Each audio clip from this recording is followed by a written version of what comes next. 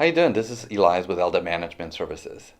Today, I want to discuss about the lease application process and what the best practices are to make sure that when you lease, we get a good tenant in place. As you are well aware, one of the most important things is to make sure that the applicant gets processed through exactly the same process every single time as every other applicant, and to make sure that we meet their qualifications based on their criteria that they provide us and nothing else.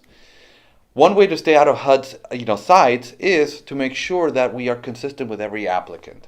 If we don't do that, then we are looking for trouble when we go through the application process. So what is this process? Well, in our particular case with ELDA Management Services, one of the things that we do is that we set up criteria in advance. For instance, we will utilize a 3 times the amount of income in order to, for the amount of rent that they pay. So if the rent is $1,000, well, they're supposed to be making at a minimum $3,000 per month. We also set up criteria as to what pets we accept, what kind of criminal background we will accept, what kind of rental history is okay, what kind of limits in credit. So these are all important things to determine. So I want to kind of hit up a little bit on each of these points to see how we go through this process. So it is really important to look at the application as a whole. The income that they produce, it's got to be verified. So making sure that if we do follow the 3 to 4 times the rent and income, we need to make sure we verify it. One of the things we utilize is we can use 2 or 3 pay stubs, the most current ones, make sure that they're still employed currently.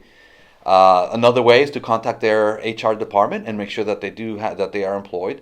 But we've got to make sure that we contact them by doing the work ahead ourselves.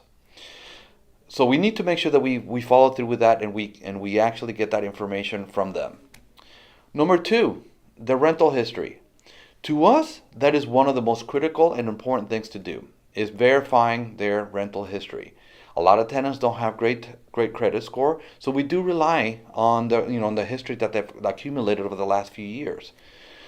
This is one of the most tricky points because unfortunately sometimes tenants do not give us the exact landlord's name, or they miss information. So this section has to be filled out completely.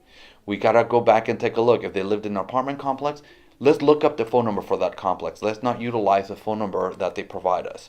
If they do have a landlord, then we can go look into the tax records and see who the landlord that represents them and utilize that information to contact them. Or it could be another property management company that handles that. So it is a matter of finding that out. There are ways to do that. Whether we look at the MLS for previous listings, or we can look at, like I said, the county records, or different ways. But it is really important that we follow through with them and we contact that vendor and make sure that we get that information. So one of the key points is contact the correct people and send them the correct form to fill out, making sure that inquire, are they good tenants? Do they smoke? Do they have pets? Do they have do they have pay on time? Do they have any NSFs? So being consistent with that is really, really important. Number 3, the credit report. We look at the credit report to kind of get an idea of how they pay.